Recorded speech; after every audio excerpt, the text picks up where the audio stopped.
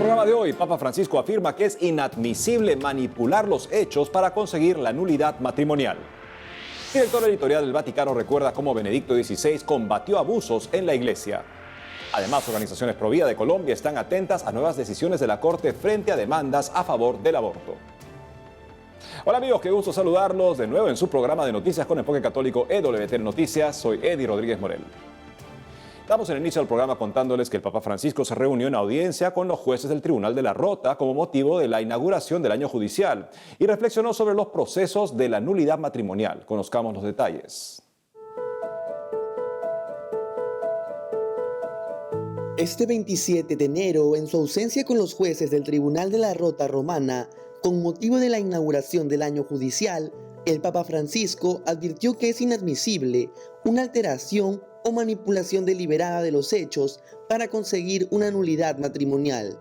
De esta manera, el pontífice indicó que si bien en el juicio se produce a veces una dialéctica entre tesis contrapuestas, es importante que cada caso se desarrolle siempre con una adhesión sincera a lo que parece ser verdadero para cada uno, sin cerrarse en la propia versión, sino estando también abiertos a la aportación de los demás participantes en el proceso.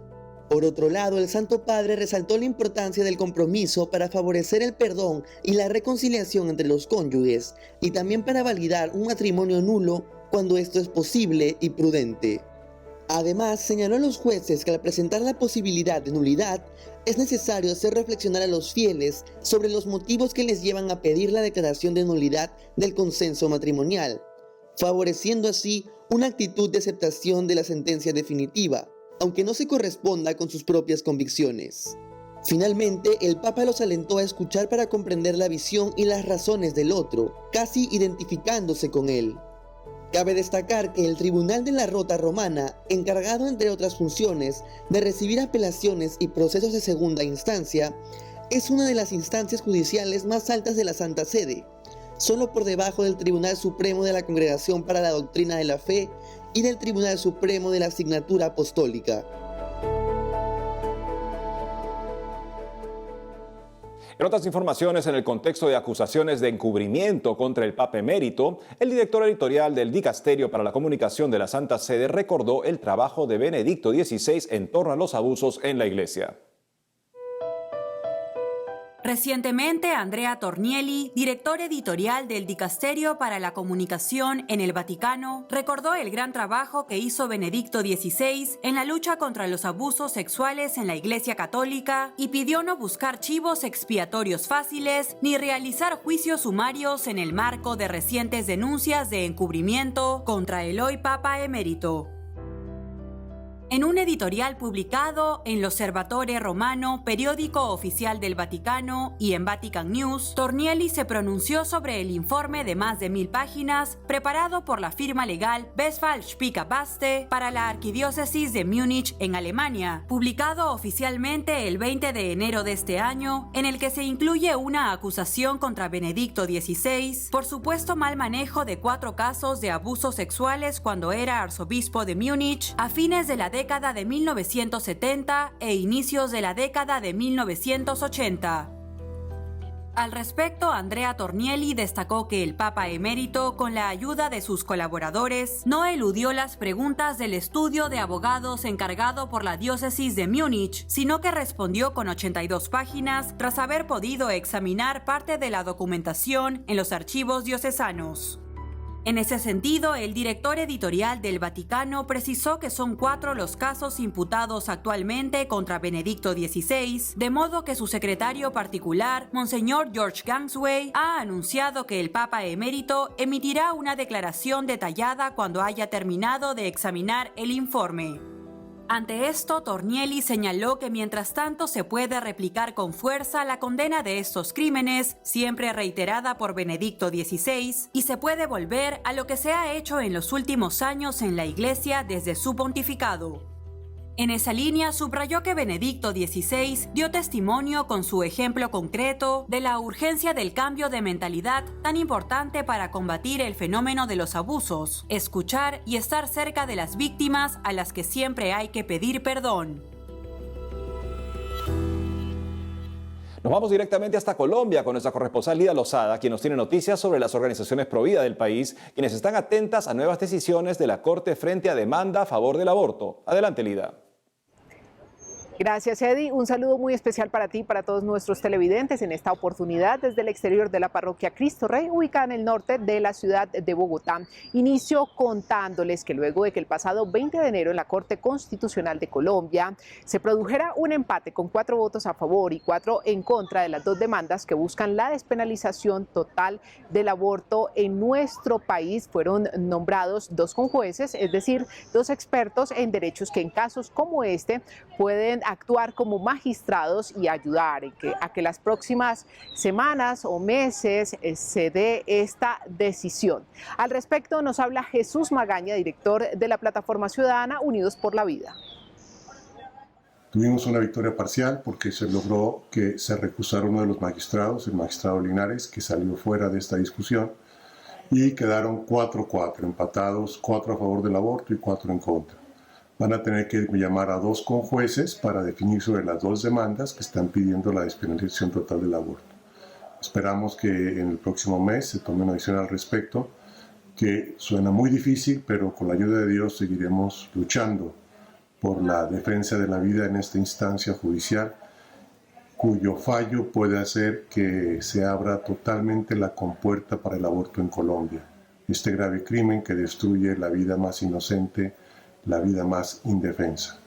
Les pedimos sus oraciones y les pedimos su apoyo moral para seguir dando esta batalla frente a la Corte Constitucional. Muchas gracias, Unidos por la Vida. Y en otras noticias, les comento que al cumplirse 50 años de la partida de Monseñor Gerardo Valencia Cano, conocido como el hermano Gerardo por las comunidades donde misionó, concretamente Yarumal, Mitú y Buenaventura, la Iglesia colombiana homenajeó su memoria, resaltando su misión con actividades virtuales y presenciales. Estas últimas se desarrollaron en el distrito de Buenaventura, donde precisamente fue el primer obispo y se convocó una procesión en conmemoración de él. En estas actividades se ha destacado de manera especial el legado de Monseñor Valencia como misionero, como auténtico cristiano, sacerdote humilde y pastor comprometido, y de obispo de su tiempo que buscó aplicar el Concilio Vaticano II en la Iglesia latinoamericana a través del Departamento de Misiones del CELAM como su primer presidente. Y para finalizar, les comento que después de que el pasado 9 de julio del 2021, el lienzo de Nuestra Señora del Rosario de Chiquinquirá, reina y patrona de Colombia, sufriera un intento de hurto en la basílica que tiene su mismo nombre, ubicada en el departamento de Boyacá, la Orden Dominica que administra este histórico templo ha anunciado un acto de restitución de las joyas como homenaje de desagravio que se llevará a cabo el próximo 9 de julio. La idea es rendir un homenaje a Nuestra Señora de Desagravio, hacer un reconocimiento a su presencia tutelar en Colombia durante más de 435 años, y así como el señor arzobispo de Bogotá, Monseñor Rueda, el día precisamente del robo sacrílego, habló de una virgen despojada. Queremos ahora encontrar una virgen restituida y con ella la solicitud clamorosa para que el pueblo colombiano encuentre el camino de la paz, de la reconciliación, del progreso con equidad. Hasta aquí las principales noticias de la Iglesia Católica en Colombia. Ustedes, como siempre, gracias por estar conectados con nosotros. Continuaremos trabajando para compartirles más información. Adelante, estudio. Gracias, Lida, por la información. Y ahora les contamos que recientemente la Arquidiócesis de México anunció cómo se vivirá el miércoles de ceniza en el país. Conozcamos los detalles. Hace unos días, la Arquidiócesis Primada de México anunció a través de sus redes sociales cómo se recibirá la ceniza en el miércoles de ceniza de la Cuaresma del año 2022, que se celebrará el 2 de marzo. Al respecto, la arquidiócesis señaló que durante la celebración de la misa, el sacerdote pronunciará la oración de bendición de las cenizas. Luego, tras asperjar las cenizas, el presbítero se dirigirá con el agua bendita a los fieles y dirá a una sola voz y para todos los presentes: conviértanse y crean en el Evangelio, o polvo eres y en polvo te convertirás. Después, sin decir nada, el sacerdote impondrá la ceniza a quienes se acerquen respetando las medidas sanitarias, o bien se acercará a los feligreses en sus lugares, tomará la ceniza y la dejará caer sobre la cabeza de cada uno formando una cruz. Al culminar, el presbítero deberá limpiarse las manos y colocarse correctamente el cubrebocas. Es preciso mencionar que las medidas para la celebración del miércoles de ceniza se enmarcan en el creciente número de casos de COVID-19 en México ante el inicio de lo que se considera la cuarta ola de la pandemia. Hasta el 18 de enero, el gobierno de México ha confirmado más de 4,4 millones de casos de coronavirus desde el inicio de la crisis sanitaria, así como más de 301,000 muertes. En este contexto, de acuerdo a la Secretaría de Salud, al 18 de enero se han aplicado más de 157 millones de dosis de vacunas en el país. Por otro lado, la iglesia en Cuba celebró una misa para conmemorar los 50 años de vida sacerdotal del cardenal Juan de la Caridad García Rodríguez, arzobispo de San Cristóbal de La Habana. Veamos la siguiente nota. Hace unos días, la iglesia en Cuba celebró una misa para agradecer los 50 años de la vida sacerdotal del cardenal Juan de la Caridad García Rodríguez, arzobispo de San Cristóbal de La Habana, y rezó para que siga impulsando a muchas almas en la carrera por llegar al cielo.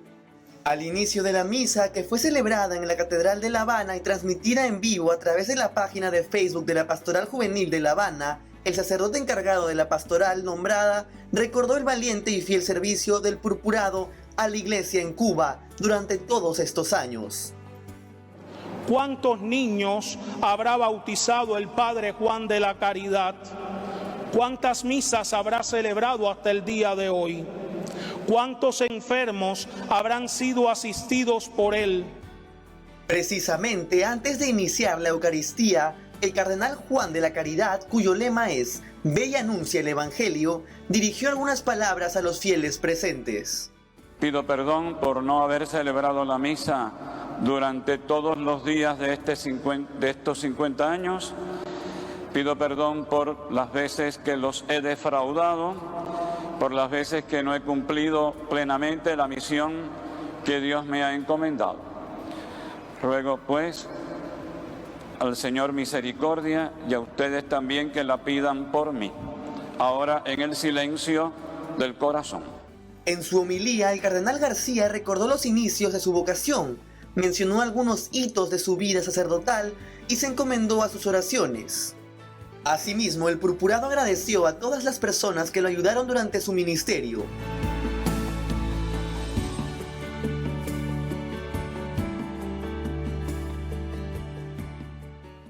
Amigos, tenemos que hacer una pausa, pero al volver, el presidente de la Conferencia Episcopal Peruana pide soluciones frente a crisis por derrame de petróleo. Por otro lado, obispos de Estados Unidos solicitan respetar territorio e independencia de Ucrania. Ya retornamos con más noticias con Enfoque Católico.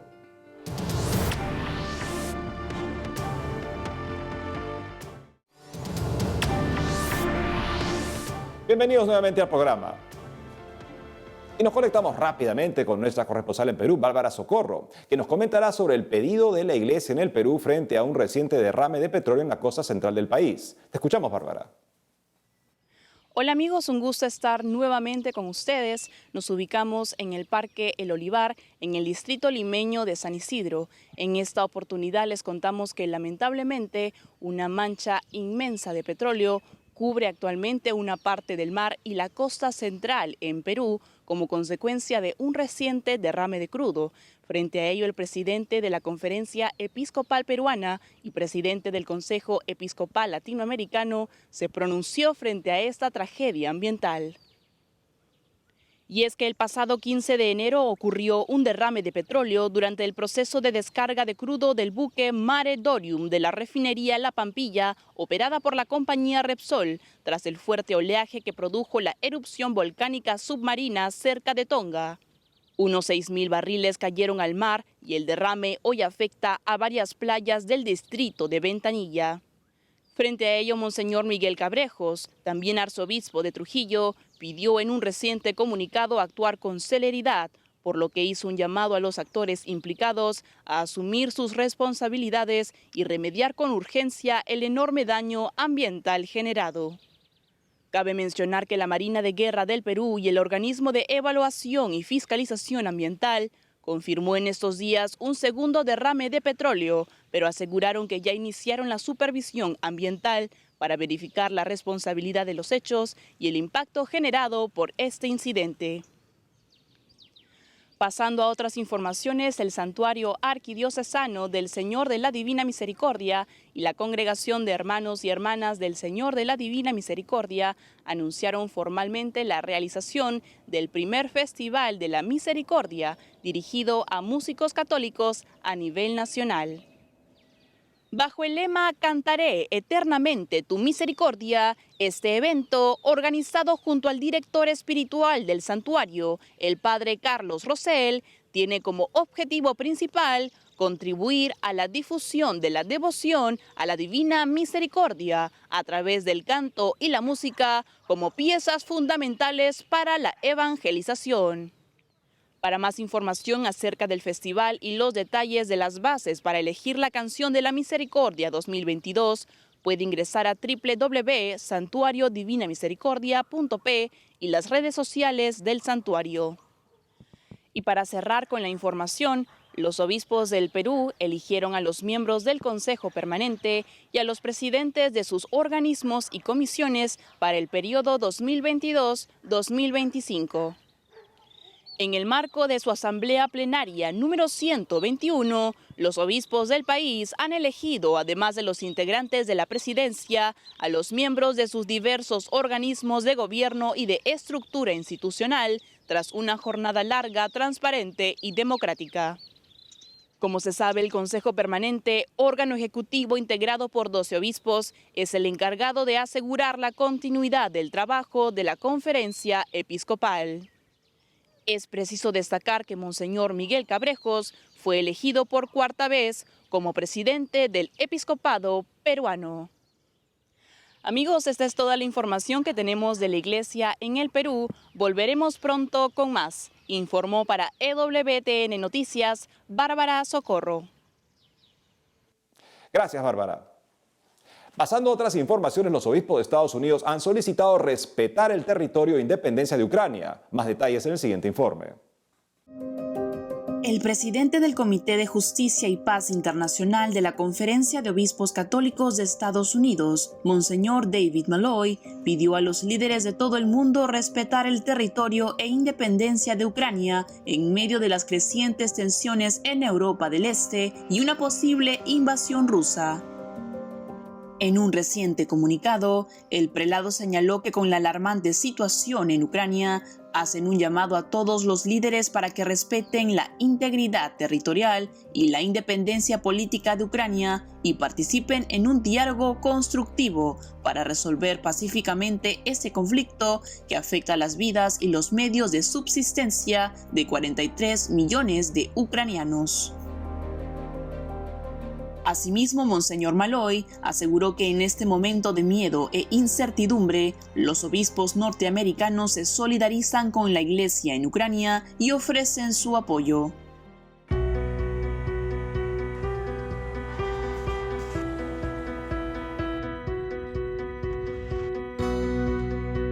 Cabe mencionar que, por su parte, el ministro de Asuntos Exteriores del Vaticano, Monseñor Paul Richard Gallagher, en referencia a las tensiones entre Ucrania y Rusia, expresó hace poco que es un escándalo que quienes más sufren el conflicto sean los más indefensos para evitarlo.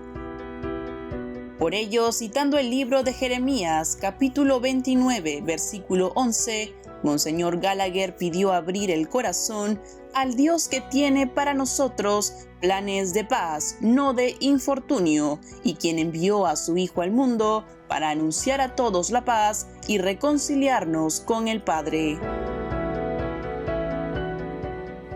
Nos conectamos de inmediato con nuestro director de noticias, Alejandro Bermúdez, que nos hará un breve análisis sobre la proyección pro aborto que se hizo contra la Basílica del Santuario Nacional de la Inmaculada Concepción a vísperas de la 49 Marcha por la Vida en Washington, D.C., en Estados Unidos, que reunió a miles de participantes pro vida. Adelante, Alejandro.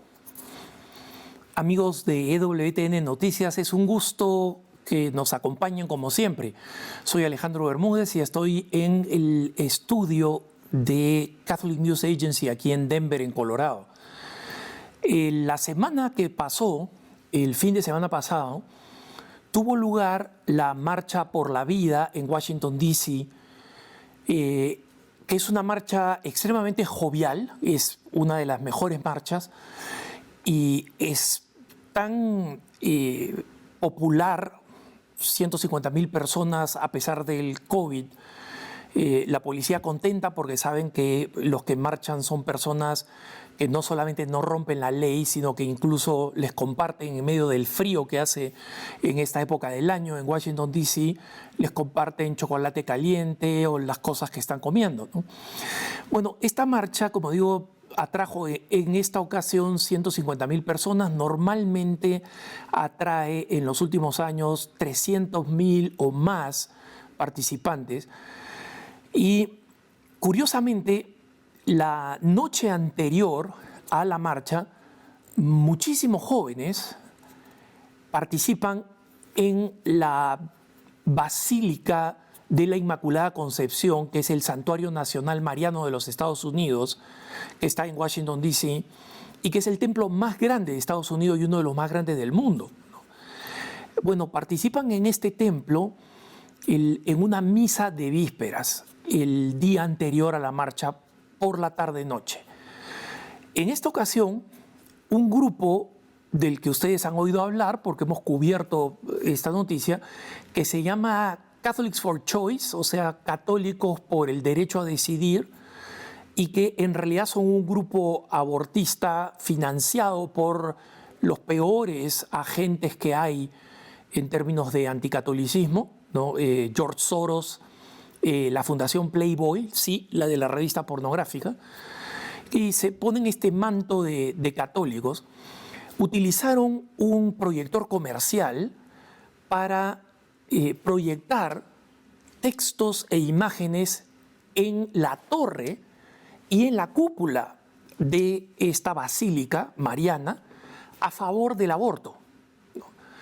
Y una de las cosas curiosas que decían estos activistas abortistas que se dicen católicos es que ellos son la mayoría, porque la mayoría de los católicos, entre comillas, están a favor del aborto. No sabemos de dónde sacan estas estadísticas y, por supuesto, no separan a aquellos que se dicen católicos de aquellos que son católicos practicantes, ¿no? La paradoja es que este costosísimo proyector que ellos estaban utilizando, lo estaban utilizando en medio de su manifestación de protesta. ¿Sabe cuántas personas habían en su manifestación de protesta? 16. Y de esos 16, 8 eran manifestantes y los otros 8 eran 2 policías de Washington, D.C., que ellos pidieron para que los protejan, entre comillas, ¿no? Y 6 guardias de seguridad contratados por ellos. O sea, la manifestación de 8 personas está proyectando propaganda pro aborto contra la Basílica de la Inmaculada Concepción. Miren que ustedes la ironía y el horror, ¿no? Diciendo nosotros somos la mayoría. Y nosotros somos la mayoría de los católicos porque la mayoría de los católicos somos pro aborto. Lo curioso es esto, lo paradójico es esto. Dentro de la basílica habían 15,000 jóvenes, pues es una basílica enorme, ¿no? Y no habían más simplemente por las normas de distancia social del COVID, porque normalmente las misas de vísperas atraen a la máxima capacidad de la basílica. Es el único día del año donde la basílica permite, digamos, que se rompan los usuales protocolos contra incendios, etcétera, que son muy estrictos en Estados Unidos, especialmente en la capital, y dejan que entre, tipo América Latina, que entren todos los que puedan dentro de la iglesia, ¿no? Entonces, es un poco triste y trágico que personas que se digan católicas violen un templo católico con propaganda abortista, pero es indicativo de quiénes son, ¿no? Y es indicativo también de cómo estas 8 personas que estaban ahí protestando, reclamando que ellos son la mayoría, ¿no? Paradójicamente, son las personas que evidencian el paulatino decaer de los católicos de nombre, porque son una especie en extinción. Los católicos, o vamos a ser católicos integrales, basados en todos los principios de la Iglesia y orientando nuestra vida privada y pública de acuerdo a ello, o simplemente vamos a sincerar los números y la gente va a entender que si no está con la Iglesia, se va a pronunciar en contra de la Iglesia. Los dejo como siempre en compañía de la mejor información, EWTN Noticias. Gracias, Alejandro. Y gracias a ustedes, amigos. Hoy la Iglesia celebra a Santo Tomás de Aquino, autor de la síntesis más profunda de fe y razón jamás lograda en la historia de la Iglesia y promovida como tal por los papas desde entonces. No dejen de seguirnos en las redes sociales y de lunes a viernes a las 12 del mediodía hora de Miami por Radio Católica Mundial en su programa Más que Noticias. Hasta entonces.